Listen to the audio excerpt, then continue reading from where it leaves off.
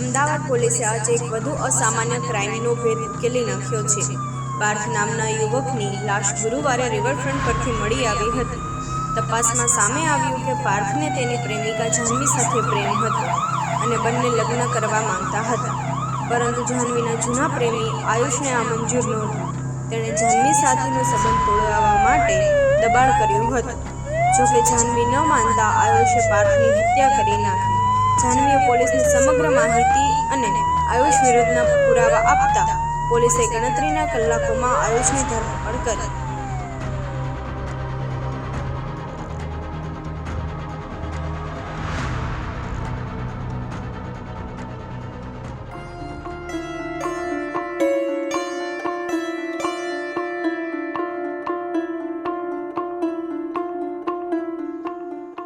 શું વિચારે છે? મારા તો વિચાર જ પર લઈ ગયા. મારા અરે કઈ આની સાથે જીવન જીવવું છે. મારે બી એ તારે બી એટલે હાસ તો અલ્યા છોકરી આવી એટલે બેડરૂમ ની પોલી જવા. અરે બસ રે સોશિયલ મીડિયા બહુ પાવરફુલ છે, ટ્રોલ થઈ જઈશ. સ્માર્ટ બોય, પણ આપણે એક એગ્રીમેન્ટ કરી લઈએ. જો અત્યાર સુધી આપણે બંનેમાંથી કોઈએ ટ્રાય માર્યો નથી. જે છોકરી સાથે ફાવી જાય એ પરણી જાય, બીજા સ્વેચ્છાએથી એને ભાભી તરીકે સ્વીકારી લેવાની. બોલ. વાંધો કરી તો ભાઈ કામે લાગી જા. સારું, તો ડાઇન વિથ દીદીનું બિલ પે કરી દે. તો તું બી તો રહો થોડા ચાર્જીસ સાઈડ આપે થોડી થોડા ભરી છે. હાસ તો ભાઈબંધી એક તરફ ને ધંધો એક તરફ. નીચ એ તો હું બેહરી દો જા બિલ પે કરતા એના ડિટેલ્સ તો લાય. વિશ્વાસ નહીં બરાબર એ જાને જતી હોય તો ખરા કાઢતો બે મીતે તને ઓલી ડિટેલ્સ મળી કે નહીં? બધું મળી ગયું ભાઈ. જો એનું નામ છે જાહ્નવી ચાવડા. અરે હા તારા જ કાસ્ટની છે. અને સૌથી મોટી વાત, એને BA ઇન સાયકોલોજી હમણાં જ કમ્પ્લીટ કર્યું છે. બરાબર. એટલે આપણા જ એજની છે, બહુ મોટી કે નાની નહીં હોય. અને અત્યારે શું ટાઈમપાસ માટે પેઇન્ટિંગ કરે છે, એટલે આમ થોડીક આર્ટિસ્ટવાળી વાઇબ છે એનામાં એમ. મજા આવ. અને રોજ પોતાનો મી ટાઈમ સ્પેન્ડ કરવા સાંજે 6 થી 7 કેફેમાં, ગાર્ડનમાં, મંદિરમાં એવી જગ્યાએ જતી હશે. પણ એનું એક રૂટીન છે કે 2 દિવસ કેફેમાં જશે અને 3 દિવસ ગાર્ડનમાં જશે. 2 દિવસ કેફેના તો પૂરા થઈ ગયા છે, હવે ગાર્ડનનો વારો છે. જઈશું ગાર્ડન. ચલો ચલો જઈએ.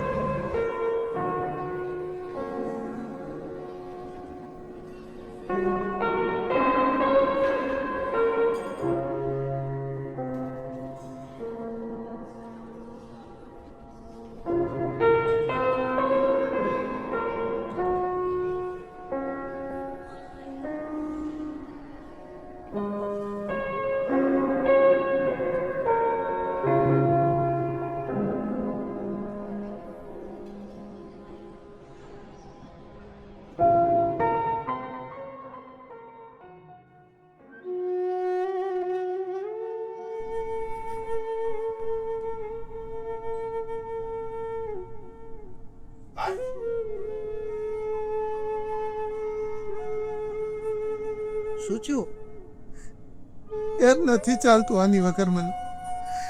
અને મળતો નથી તો જીવન અનર્થ લાગે છે. ના જોડે વાત નથી કરતો ને તો જીવન અધૂરું લાગે છે. નથી ચાલતું યાર મને આની વગર. નથી ચાલતું. તું ટેન્શન ના લઈશ ભાઈ, થઈ જશે બધું. અરે જો આ ના મળે ને હું ખરેખર મરી જઈશ. તારે મારી મદદ કરવી પડશે.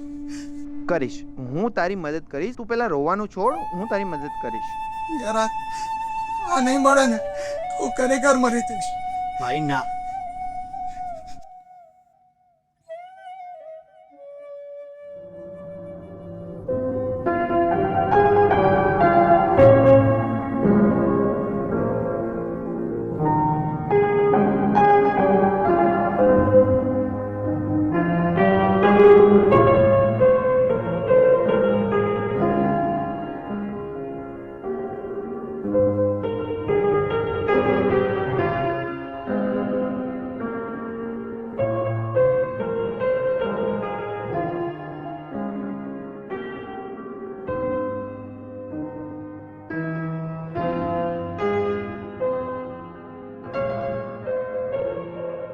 સાંભળ ને, મને તારી કોઈ બી બે બેસ્ટ પેઇન્ટિંગ જોઈએ.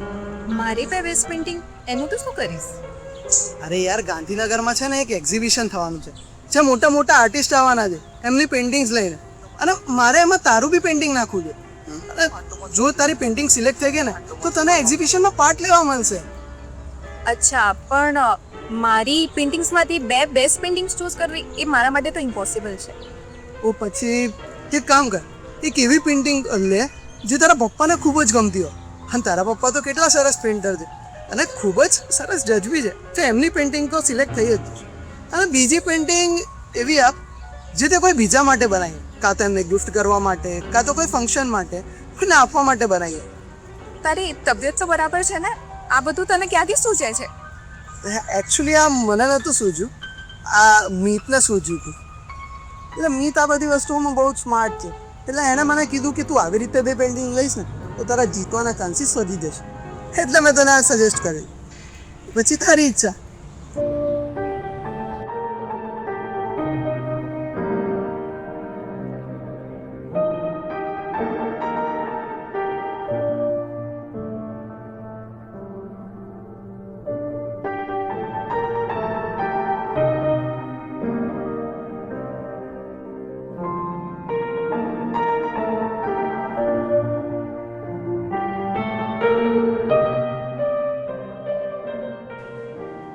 જાનવી, હું તારા માટે કંઈ લાવ્યો છું. શું? આ રોઝ. રોઝ? એ પણ યલો? હા, જો હું તારા માટે રોઝ લેવા જતો અને ત્યારે મને મીતે રોકી લીધી કે તારા માટે યલો કલરનો રોઝ લઈ જાઉં. એ તારો ફેવરેટ કલર છે, એ એનો હેપી કલર છે. એના પેઇન્ટિંગ્સમાં યલો કલર વાપરે છે, યલો કલરના કપડાં પહેરે છે, એટલે એના માટે યલો કલરનો રોઝ લઈ જશે. અચ્છા, મીતે કીધું તું? હા, ગમ્યું ને તને? હા, ગમ્યું, બહુ ગમ્યું.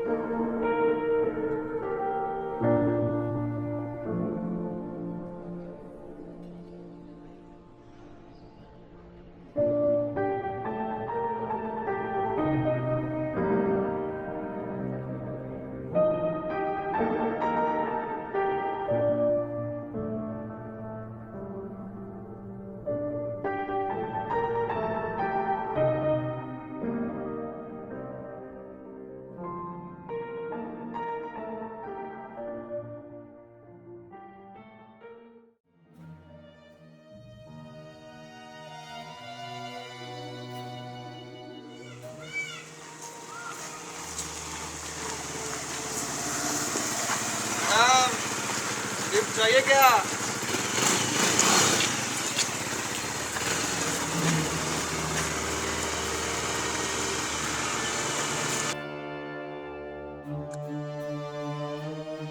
इतनी जल्दी भूल गई तू मुझे? तो वो साल ये जल्दी तो नहीं है। और वो छोकरा, उसके साथ क्या है तुम्हारा? उससे तुम्हें क्या? तू चाहती क्या है? हाँ, तेरे लिए मैं जान भी दे सकता हूँ, तू बस बोल. અમદાવાદ પોલીસે આજે એક વધુ અસામાન્ય ક્રાઇમનો ભેદ ઉકેલી નાખ્યો છે. પાર્થ નામના યુવકની લાશ ગુરુવારે રિવરફ્રન્ટ પરથી મળી આવી હતી. તપાસમાં સામે આવ્યું કે પાર્થ તેની પ્રેમિકા જાનવી સાથે પ્રેમ હતો અને બંને લગ્ન પણ કરવા માંગતા હતા, પરંતુ જાનવીના જૂના પ્રેમી આયુષને આ મંજૂર નહોતું. તેને પાર્થ સાથેનો સંબંધ તોડવા માટે દબાણ પણ કર્યું હતું.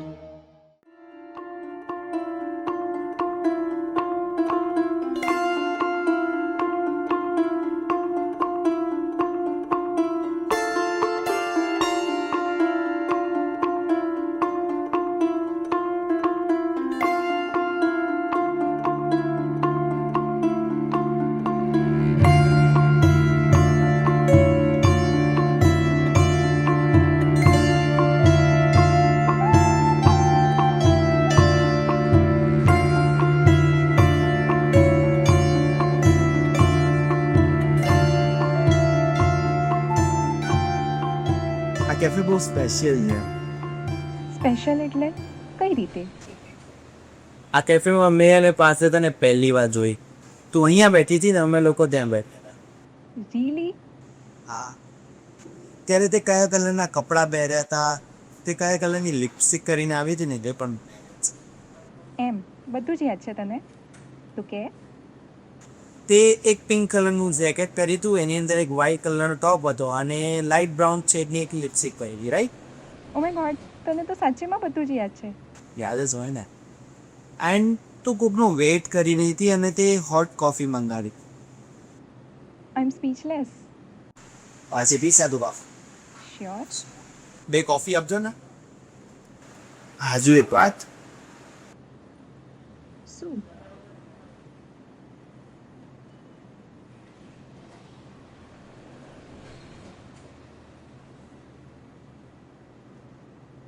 આ રિંગ?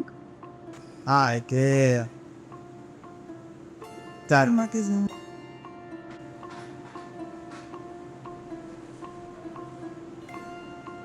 મેં તો આ તારી રિંગ ને અમારો હાથ.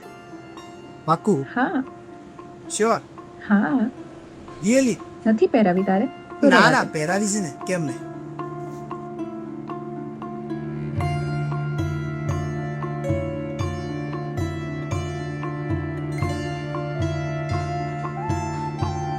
અને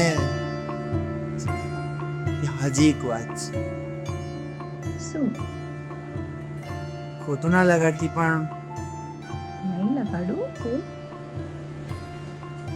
મેં એને પાતે તારામાં શર્ત લગાડી કેવી શર્ત? કે તને કોડ ઇમ્પ્રેસ કરશે. એ મને ખબર છે. તને ખબર છે? હા. એટલે તને એનાથી કોઈ ઇશ્યુ નથી? ના. ચાલ અરે સાચું કહું છું. ખરેખર તને કોઈ ઇશ્યુ આવે? ના. ક્યારે તમને બેને જોડે જોયા ને તો મને એવું લાગતું હતું કે હું હારી ગયો, પણ આજે મને એમ લાગે છે કે હું જીતી ગયો. હા હા હા, તું જીતી ગયો. જીતી ગયો. જીતી ગયો. तुम जान दे सकते हो ना, तू जान ले सकते हो. બોલો मारा માટે શું કરે? અરે તારા માટે તો જીત પણ આપો.